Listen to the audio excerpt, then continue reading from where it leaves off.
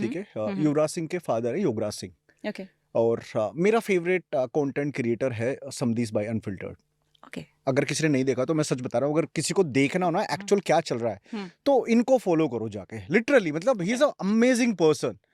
क्या सवाल पूछते हैं, किस तरीके से बात करते हैं। मैं उन्हीं के कदमों कदमों क्या बोलते हैं उसको, मैं उन्हीं के कदमों चिन्हों पे हूँ। पता नहीं पद चिन्हों पद पर चिन्हों पे हूँ, हाँ। बट एक अभी जो उनके फादर के साथ हुआ था योगराज सिंह के साथ में, ओके उस इंटरव्यू ने मुझे थोड़ा सा डिस्टर्ब किया। कैसे? समदीस ने उनसे पूछा कि घर के हेड सिर्फ मर्द ही होते हैं, औरत नहीं हो सकती?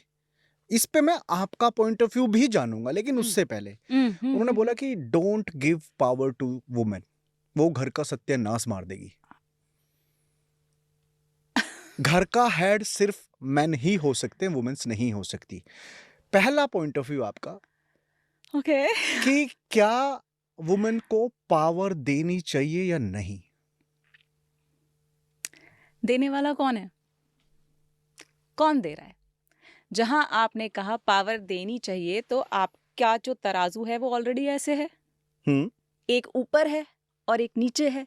जिसका स्थान ऊपर है वो देने की पोजीशन में है, जिसका स्थान नीचे है वो ऐसे लेने की पोजीशन में है। तो आपने गेम की शुरुआत में ही बता दिया कि देखो हम बराबर तो है ही नहीं। एक जेंडर बहुत ऊपर है जो चाहे तो देगा, ना चाहे तो नहीं देगा। तो आपने तो शुरुआत ही गेम की ऐसे की कि कोई प्लेयर बराबरी पे खड़ा ही नहीं था। प्रॉब्लम पहली तो वहां पर है। अब आते हैं दूसरे सवाल पे, बढ़िया। कि देनी चाहिए या नहीं। पितृसत्ता बोलते हैं, जिसमें से एक बड़ा इंपॉर्टेंट वर्ड है सत्ता, पावर, एजेंसी। ये सारा खेल इस पावर पॉलिटिक्स का ही है। जिसके पास सत्ता रहेगी, एजेंसी रहेगी, उसका हमेशा एक अपर हैंड रहेगा बाकी सबके ऊपर। और हमेशा से शायद यही चलता आया है, जिसकी वजह से पैट्रियार्की आई है, पितृसत्ता आया है, कि एक जेंडर ऊपर रहेगा तभी वो दूसरे पर वो बना पाएगा, एक कंट्रोल अथॉरिटी बना पाएगा, एजेंसी। अब मेरा यहाँ पे एक तीसरा जो पॉइंट आता है वो ये है, एजेंसी जहां होती है ना, चाहे वो मर्द के पास हो चाहे वो औरत के पास हो, उसका कंट्रोल उसके पास होता है। एजेंसी और अथॉरिटी दोनों, इट्स साइनोनिमस।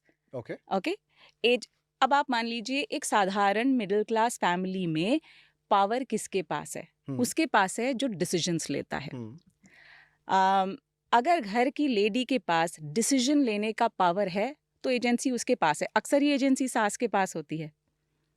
मतलब पुराने टाइम अगर देखें तो ऐसे ही चलता हुआ ऐसे चलता हुआ आ रहा है, है ना? तो उसके पास एक पावर रहती थी, जिसकी वजह से वो एजेंसी बहू को भी ट्रांसफर नहीं करती है, क्योंकि उसको पता है कि एजेंसी चली जाएगी, सत्ता चली जाएगी तो मैं वीक पड़ जाऊंगी, कंट्रोल मेरे हाथ से निकल जाएगा।